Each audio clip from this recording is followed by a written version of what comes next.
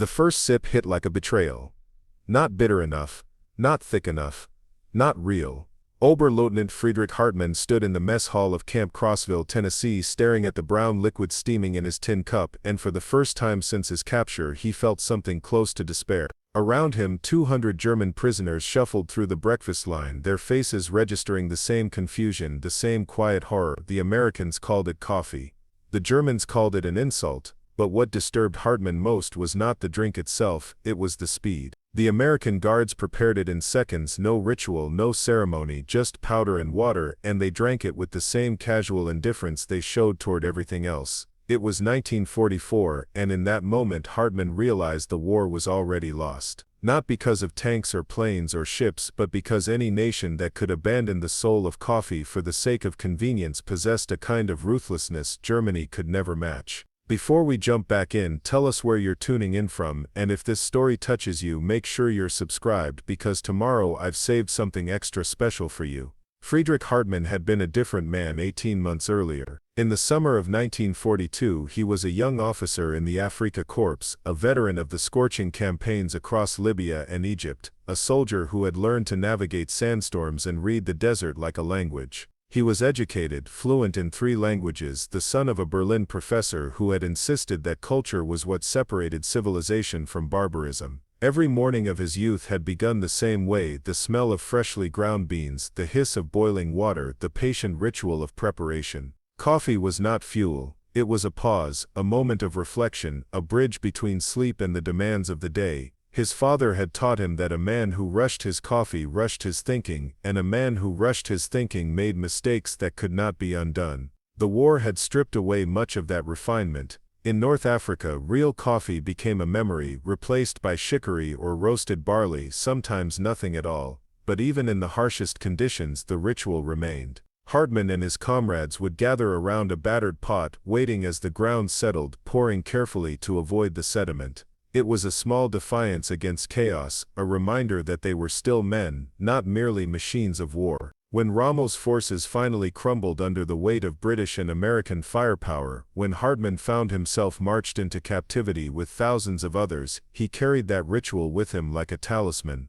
He told himself that as long as he could still appreciate a proper cup of coffee, he had not truly surrendered. Then came America. The journey across the Atlantic had been long and miserable, packed into the hold of a transport ship with men who stank of defeat and dysentery. They arrived at Norfolk, Virginia, blinking in the harsh sunlight, and were herded onto trains that carried them deep into the Americas. Hartmann had expected brutality. He had heard stories of Soviet camps, of starvation and forced labor, of men worked to death in frozen wastelands. Instead, he found something far stranger. The Americans were casual, almost friendly. Guards smiled, they offered cigarettes. The barracks were clean, the food plentiful, and the work, when it came, was manageable. It was disorienting. War was supposed to be absolute. Enemies were supposed to hate each other. But these Americans seemed indifferent, as though capturing an entire army was just another task to be checked off a list. Camp Crossville sat in the rolling hills of central Tennessee, surrounded by forests that turned gold and crimson in the autumn. It was built to house 5,000 prisoners, a sprawling complex of wooden barrel watchtowers and barbed wire fences that seemed almost decorative given but how little the guards actually worried about escape. The prisoners were German and Italian, mostly, with a few Austrians and Hungarians mixed in. They were organized into companies, assigned work details, and given enough freedom within the camp to establish something resembling normal life. There were classes, a small library, even a makeshift theater where men staged performances to stave off boredom. Hartmann found himself assigned to a forestry detail, cutting timber in the surrounding woods under the supervision of American soldiers who seemed more interested in their cigarettes than in watching their charges. It was during his second week at Crossville that Hartmann first encountered the instant coffee. Breakfast was served at 6 in the morning, a chaotic affair where men lined up with metal trays and shuffled past cooks who slopped eggs, bacon and bread onto their plates with mechanical efficiency. At the end of the line stood a large urn, and beside it, an American private named Eddie Kowalski. Eddie was a stocky kid from Pittsburgh, barely 20, with a crooked smile and a habit of humming jazz tunes while he worked. He held a tin scoop in one hand and a kettle of boiling water in the other. As each prisoner approached, Eddie would dump a spoonful of brown powder into their cup, add water, stir twice, and hand it over. The entire process took less than 5 seconds. Hartmann watched in silence as the men ahead of him received their cups. Some sniffed the liquid cautiously, others took tentative sips and grimaced. One older soldier, a Feldwebel named Klaus Brenner, spat his mouthful back into the cup and muttered a curse in Bavarian dialect. When Hartmann reached the front of the line, Eddie grinned at him. The kid spoke no German, but he had picked up a few phrases. "Guten Morgen," he said, his accent butchering the words. He scooped powder into Hartmann's cup, added water, and handed it over with a wink. Hartmann stared down at the murky liquid. It smelled vaguely of coffee, the way a photograph smells vaguely of the place it was taken. He brought it to his lips and drank. The taste was wrong, not bad, exactly, but hollow. It had the bitterness of coffee without the depth, the warmth without the richness. It was like drinking a shadow, a ghost of the real thing. Hartmann forced himself to swallow, then looked up at Eddie. The American was already serving the next man, whistling cheerfully, utterly oblivious to the crime he had just committed. Hartmann wanted to laugh, he wanted to scream. Instead he walked to a table and sat down, cradling the cup in his hands, trying to understand what he had just witnessed. Around him, other prisoners were having similar reactions. Brenner announced loudly that the Americans must be trying to poison them. Preparing and narrating this story took us a lot of time, so if you are enjoying it, subscribe to our channel. It means a lot to us. Now back to the story. A younger man suggested that perhaps this was a form of psychological torture. A third insisted that real coffee must be reserved for the guards and officers, that this swill was punishment for being captured. But Hartmann knew better. He had watched Eddie's face. There had been no malice there, no cruelty. The boy had prepared the coffee the same way he would for himself, with the same casual speed, the same lack of ceremony. This was not punishment. This was normal. The Americans drank this every day, and they did so without complaint, without even noticing. And that, Hartmann realized, was the most disturbing thing of all. It spoke to something fundamental about the American character, something he had not fully grasped until now. They were a people who valued efficiency over experience, speed over substance. They did not savor. They consumed, and they did so with a relentless, terrifying energy that Germany, for all its discipline and pride, could not hope to match. That evening, Hartmann sat on his bunk and wrote a letter to his father. Mail from the camps was heavily censored, so he could not speak openly about military matters or conditions, but he could describe the small details of daily life. He wrote about the coffee, trying to capture in words the strange unease it had stirred in him. He described the powder, the speed of preparation, the complete absence of ritual. He wrote that the Americans treated coffee the way a mechanic treats oil, as something necessary but unremarkable, to be dispensed and consumed without thought. And then he wrote something that surprised even himself. He wrote that he now understood why Germany would lose the war, not because of resources or technology, though those mattered, but because the Americans had shed every unnecessary thing. They had stripped war down to its essence, efficiency and output, and they had done so without hesitation or regret. They were not warriors in the old sense. They were builders of systems, and in a modern war, systems always won. The letter never reached Berlin. Hartmann's father had died in an Allied bombing raid 3 months earlier, though Hartmann would not learn this until the war ended. But the act of writing it clarified his thoughts. Over the following weeks, he began to observe the Americans more closely, not as enemies but as a puzzle to be solved. He watched how they worked, how they spoke, how they moved through the world. He noticed that they were informal to the point of rudeness, calling their officers by first names, joking during drills, treating authority as something functional rather than sacred. He noticed that they wasted nothing. Food scraps went to pigs, damaged equipment was cannibalized for parts, even the instant coffee grounds were repurposed as fertilizer. He noticed that they were obsessed with time, always checking watches, always rushing, as though every moment spent idle was a moment stolen from progress. And he noticed the coffee. It appeared everywhere, at every meal, during every break. The guards drank it constantly, refilling their canteens from the urn in the mess hall, carrying thermoses to the watchtowers, brewing fresh pots in the administrative offices. It was their fuel, their constant companion, and they treated it with the same brisk functionality they applied to everything else. Hartmann began asking questions. He had befriended one of the guards, a lanky farm boy from Iowa named Thomas Brennan, who was happy to talk during the long hours of forestry work. Brennan explained that instant coffee had been developed before the war, but had only become widespread once the military adopted it. Soldiers needed coffee, he said, but they could not always carry grinders and pots and stoves. Instant coffee solved the problem. It was light, portable, and required nothing more than hot water. To Brennan, this was an obvious improvement, a triumph of American ingenuity. Hartmann asked if anyone missed real coffee, the kind that took time to prepare. Brennan shrugged. He had grown up on a farm where his mother brewed coffee in the morning, but he had never paid much attention to the process. It tasted fine to him either way. What mattered was that it woke him up, helped him get through the day. Anything beyond that seemed like unnecessary fuss. Hartmann pressed further. Did Brennan not think something was lost in the speed, in the absence of care? Brennan looked at him like he had asked whether something was lost by wearing boots instead of going barefoot. Maybe, he said, but who had time to care?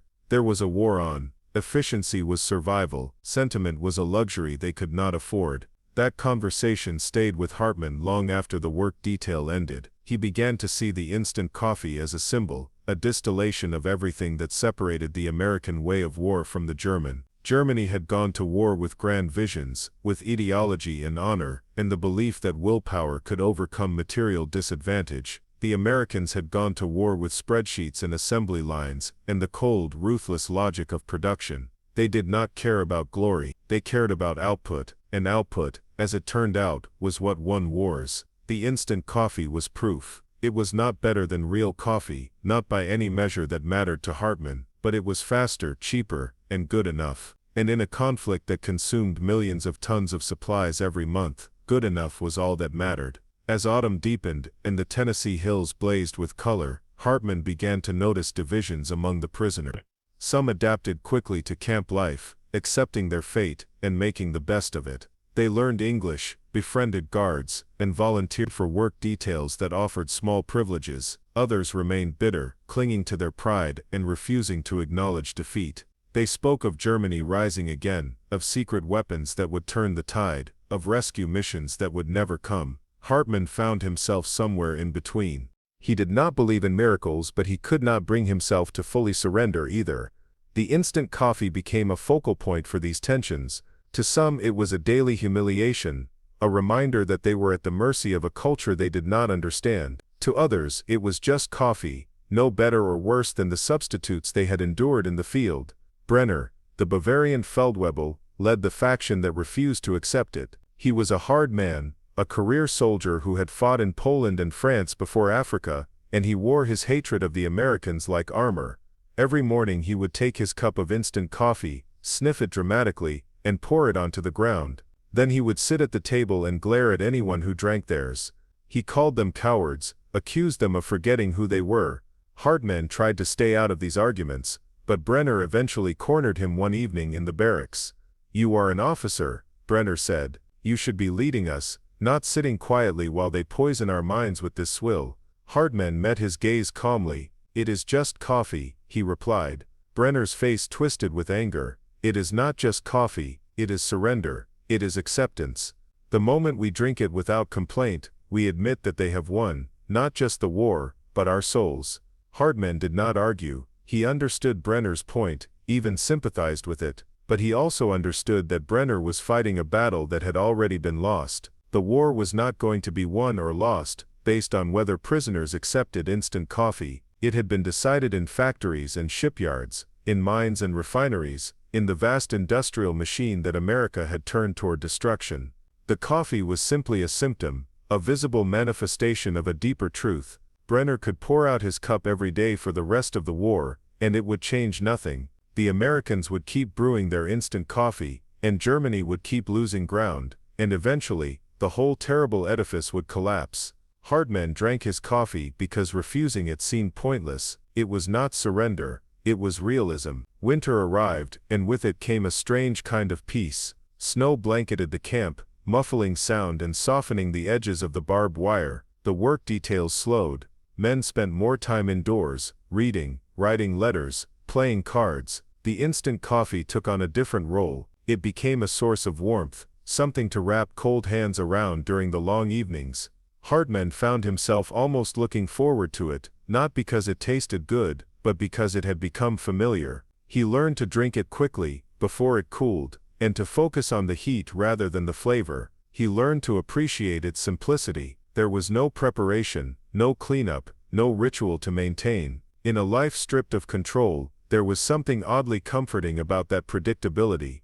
One morning in December, Eddie Kowalski approached Hartmann during breakfast. The young private had been trying to learn German, picking up words and phrases from the prisoners, and he was proud of his progress. He greeted Hartmann with a mangled attempt at a Christmas blessing, then asked if the coffee was acceptable. Hartmann considered lying, offering some polite reassurance, but decided against it. He told Eddie the truth. He said that by German standards, the coffee was terrible, barely worthy of the name. He said that in Berlin, his father would have thrown it out the window. Eddie listened, nodding slowly, and then he grinned. "Yeah," he said, "but it gets the job done right." Hartmann could not help but smile. "Yes," he admitted, "it gets the job done." That small exchange marked a turning point. Hartmann stopped resisting. He stopped analyzing. He drank the coffee, did his work, and waited for the war to end.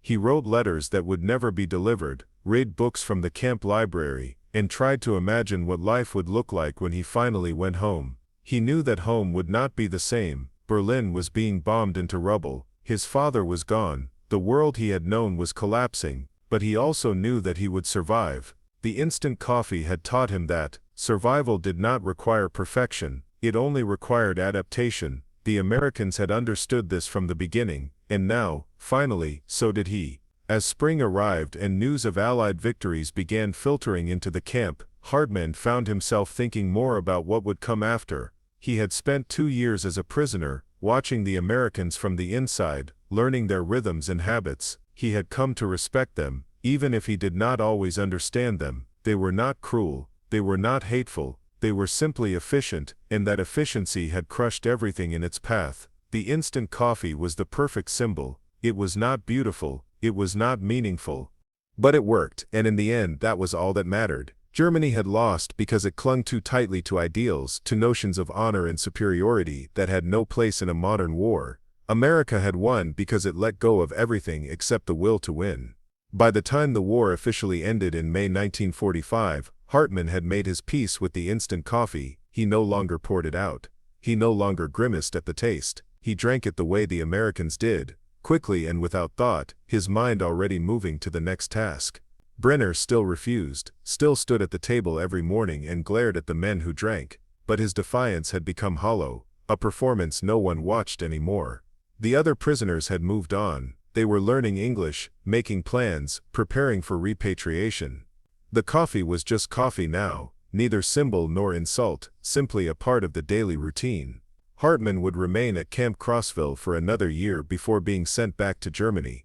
In that time, he would drink thousands of cups of instant coffee, each one indistinguishable from the last. He would never grow to like it, but he would grow accustomed to it, and that was enough. When he finally boarded the ship that would carry him across the Atlantic, back to a country he barely recognized, he would carry with him a single memory that defined his captivity. Not the work details or the barbed wire, or the long nights in the barracks, but that first sip, that moment of stunned realization, when he understood that the war had already been decided by men who drank their coffee from powder and never looked back. The story of Friedrich Hartmann and the instant coffee might seem small against the vast canvas of the Second World War, a footnote in a conflict that reshaped the world. But within that small story lies a larger truth about culture, adaptation, and the nature of modern conflict. The shock that German prisoners experienced when confronted with American instant coffee was not simply about taste. It was about encountering a worldview so fundamentally different from their own that it called into question everything they had believed about strength, discipline, and what it meant to be civilized. For men like Hartmann, coffee had always been more than a drink. It was a ritual, a connection to home, a moment of grace in a graceless world. To see it reduced to powder and hot water felt like witnessing the death of something sacred, but the Americans saw it differently.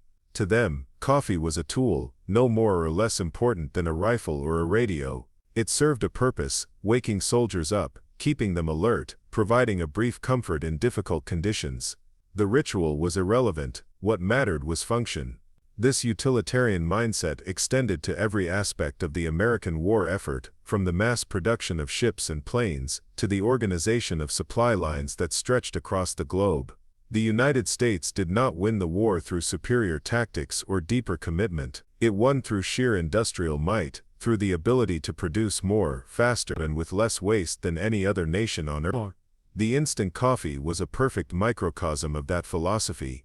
It was not art, it was engineering. The German prisoners, raised in a culture that valued craftsmanship and tradition, struggled to reconcile this approach with their own understanding of excellence. They had been taught that quality mattered, that doing something properly was worth the extra time and effort. The Americans seemed to reject this entirely. They embraced the concept of good enough, recognizing that in war, perfection was the enemy of progress. A mediocre solution implemented quickly was better than a perfect solution that arrived too late. This pragmatism was alien to many of the prisoners, particularly the older soldiers who had grown up in a Germany that prided itself on precision and discipline.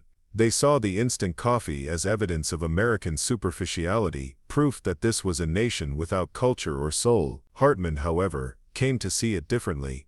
Over time, he recognized that the American approach was not a rejection of quality but a recalibration of priorities. The Americans understood that in total war, survival depended on logistics, on the ability to keep millions of men fed, clothed, and equipped across multiple continents. Instant coffee was part of that system. It reduced weight, simplified supply chains, and ensured that every soldier, whether in the Pacific or Europe, could start the day with a hot drink. It was brilliant in its simplicity, and its success had nothing to do with taste. This realization forced Hartmann to confront uncomfortable truths about his own country. Germany had entered the war with superior tanks, disciplined soldiers, and innovative tactics, but it had failed to appreciate the importance of sustainability. The Wehrmacht ran on plundered supplies and overstretched logistics. When those systems broke down, as they inevitably did, German soldiers went without. The Americans, by contrast, had built redundancy into every level of their operation.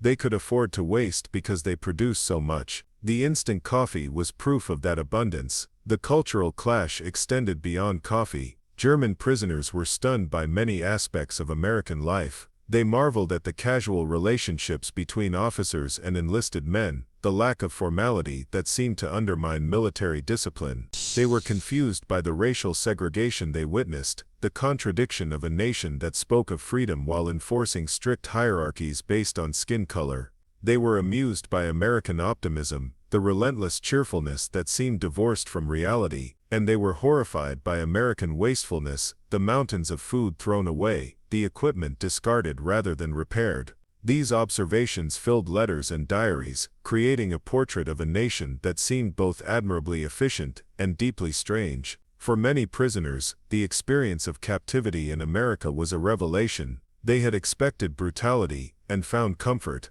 They had expected hatred and found indifference. The Americans treated them not as monsters but as men, defeated and therefore no longer threatening.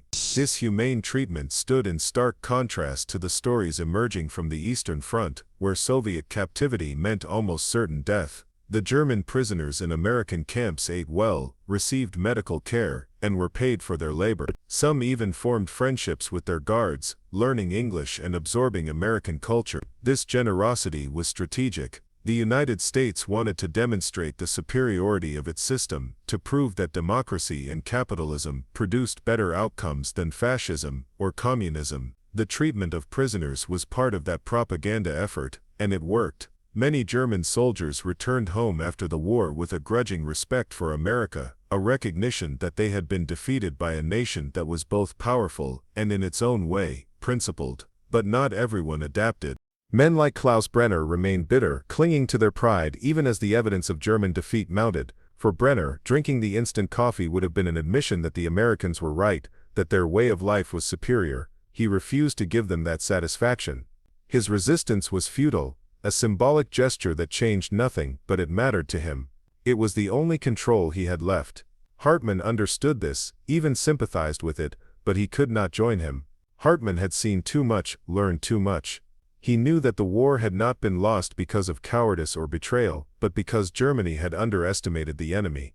The instant coffee was a reminder of that miscalculation, a daily lesson in humility. The legacy of this cultural encounter would extend far beyond the war. When German prisoners returned home, they carried with them stories of American abundance, of the machines and systems that had ground the Wehrmacht into dust. These stories influenced the rebuilding of Germany, the embrace of Marshall Plan aid, and the eventual integration of West Germany into the Western Alliance.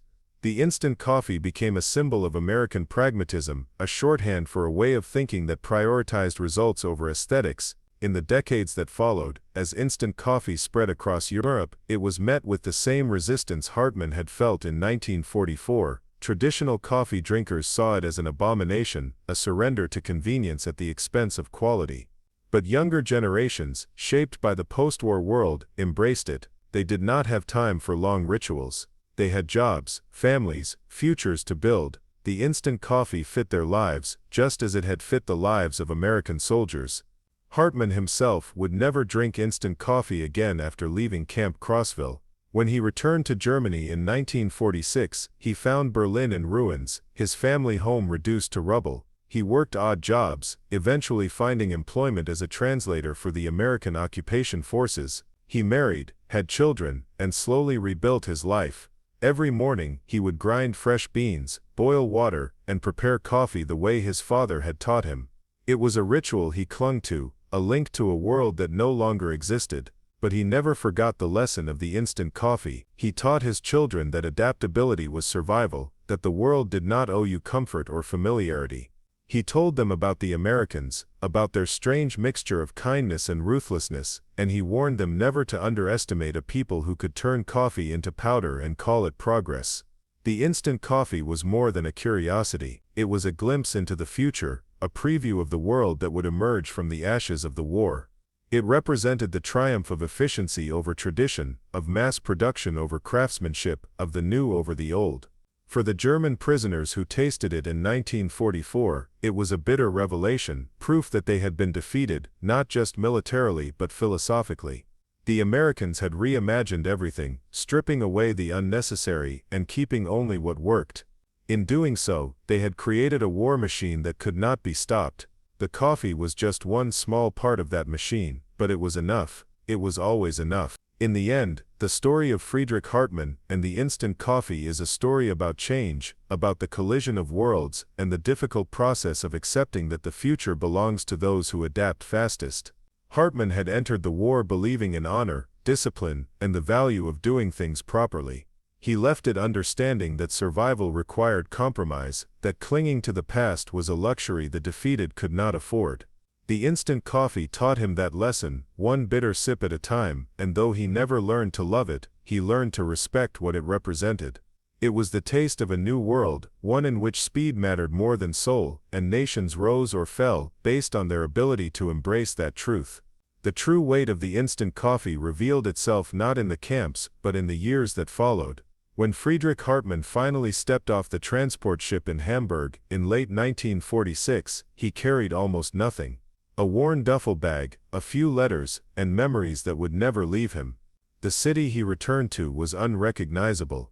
Entire neighborhoods had been erased by bombing raids, children played in rubble fields where apartment buildings once stood, women lined up for bread rations with hollow eyes that had seen too much. This was the Germany the instant coffee had predicted, a nation stripped down to nothing, forced to rebuild from powder and water. Hartmann found work quickly with the American occupation authorities. His language skills made him valuable, and the Americans needed translators who understood both cultures. He spent his days facilitating conversations between German civilians and military administrators, negotiating disputes over housing, rations, and reconstruction efforts. The Americans brought their instant coffee with them, naturally. It appeared in every office, every checkpoint, every makeshift headquarters. Hartmann watched German secretaries and clerks, taste it for the first time, saw their faces register the same confusion he had felt years earlier. Some complained, most simply drank it, and moved on. There was too much else to worry about. In the evenings, Hartmann would return to the small room he rented in a half-destroyed building, and prepare real coffee. He had saved enough money to buy beans on the black market, paying prices that would have seemed insane before the war.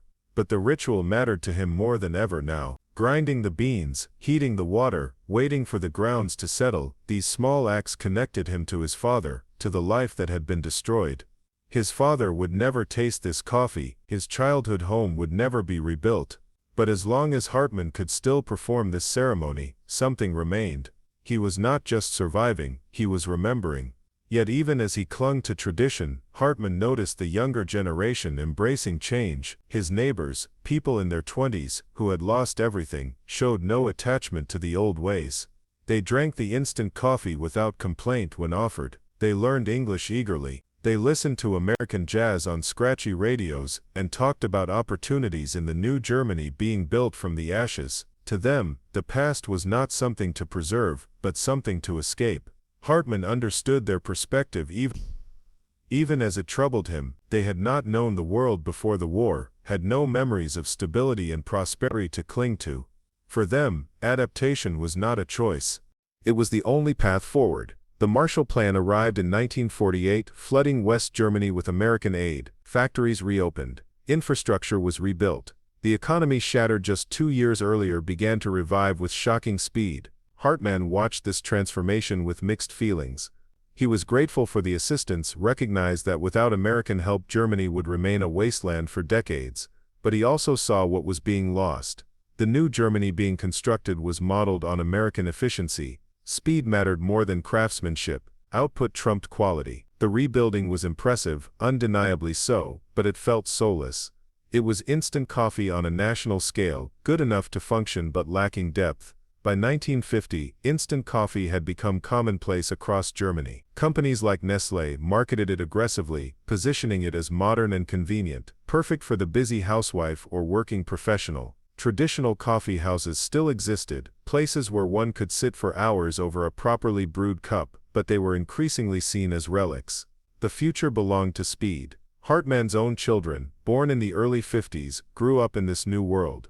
They had no memory of the war, no connection to the traditions their grandfather had valued.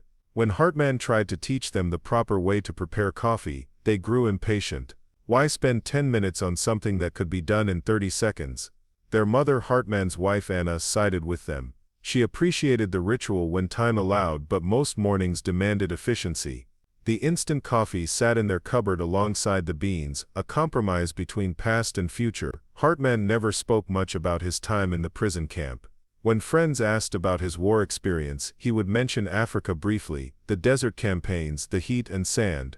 He rarely discussed Tennessee, but the instant coffee remained a private marker, a reminder of the moment he understood Germany had lost, not lost battles or territory, though those mattered, but lost the future. The Americans had reimagined everything, let go of sentiment and tradition in pursuit of what worked. Germany had tried to fight a modern war with ancient values, and the result was inevitable. Hartmann had learned that lesson in a mess hall in 1944, staring at brown powder dissolving in hot water. It had taken the rest of the country another decade to catch up. In his final years, living in a comfortable apartment in West Berlin, surrounded by prosperity he never thought he would see again, Hartmann would sometimes brew a pot of real coffee and sit by the window watching the city. The wall had gone up in 1961, dividing the city between East and West, between Soviet control and American. On his side, life was good. Shops were full, people moved freely. The economic miracle had transformed West Germany into one of the wealthiest nations in Europe. Across the wall, he knew, things were different. Rationing still existed, freedoms were curtailed. The instant coffee, in a strange way, had been prophetic. The side that embraced efficiency and adaptation had prospered. The side that clung to rigid ideology had stagnated.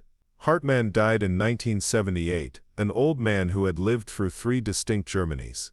The empire of his youth, the nightmare of the Third Reich, and the prosperous republic of his final decades. His children found his letters and diaries after his death, boxes of papers filled with observations about the war, captivity and reconstruction. Among these documents was a single page, dated December 1944, describing his first encounter with instant coffee. The writing was careful, almost clinical, but beneath the measured words lay something deeper. A recognition that the world had changed, that the old certainties no longer applied, and that survival meant accepting uncomfortable truths. His children read it without fully understanding. To them, instant coffee was simply coffee, unremarkable and mundane. They had never known a world where it represented anything more. But for Hartmann it had been everything. A symbol of defeat and adaptation, of pragmatism triumphing over idealism, of the future devouring the past. The instant coffee had taught him that wars were not won by the most disciplined or the most committed, but by those who could produce more faster, with less waste. That lesson, learned in a prison camp far from home, had shaped the rest of his life. He had rebuilt himself the way Germany rebuilt itself, keeping what mattered while letting go of what no longer served. The ritual of brewing real coffee remained sacred, but he never again mistook ritual for strength. Strength, he had learned, was the ability to change, to recognize when tradition became a burden rather than an anchor. The story of instant coffee and German prisoners might seem like a footnote, a curiosity buried in the vast archives of the Second World War. But within it lies a truth about how cultures collide, how defeat reshapes understanding, and how something as simple as a morning drink can illuminate the deeper forces that drive history. The shock those prisoners felt was real, profound, and lasting. It forced them to confront not just military but philosophical defeat, the recognition that their entire worldview had been rendered obsolete. Some, like Klaus Brenner, never accepted this. Others, like Friedrich Hartmann, learned to live with it, to build new lives in a world that no longer valued what they had been taught to cherish. The instant coffee won. Not because it tasted better, or because it was superior in any traditional sense, but because it fit the world that emerged from the war. A world of speed and efficiency, of pragmatism and mass production, of letting go of the unnecessary in pursuit of what worked. That world, born in American factories and transmitted through prisoner of war camps, would come to define the second half of the 20th century. The instant coffee was its prophet, bitter and unlovely but undeniably effective, and men like Hartmann, who had tasted both the old world and the new, carried that knowledge forward, a bridge between what was lost and what would come. Up next, you've got two more standout stories right on your screen. If this one hit the mark, you won't want to pass these up. Just click and check them out.